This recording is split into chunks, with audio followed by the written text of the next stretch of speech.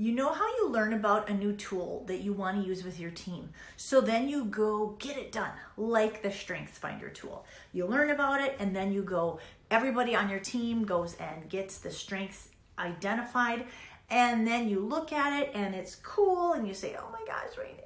You know, like we know all of this information about each other, and then you put it in your desk or you put it on the shelf and it gets dust on it and you don't do anything with it. That's why I created this workshop. This workshop is a train the leader on how to use StrengthsFinder with their team workshop. So in this little, we call it a bundle because we've bundled together what you need. My clients felt the struggle with this where they loved learning about their own strengths, but then they wanted to do something with your team.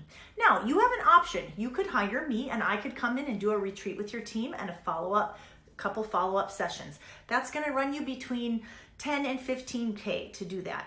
Or you can get this workshop for $497, and you can have the 2-hour workshop where I teach you exactly what I do with each tool, and I give you each of the tools that we use in a StrengthsFinder workshop.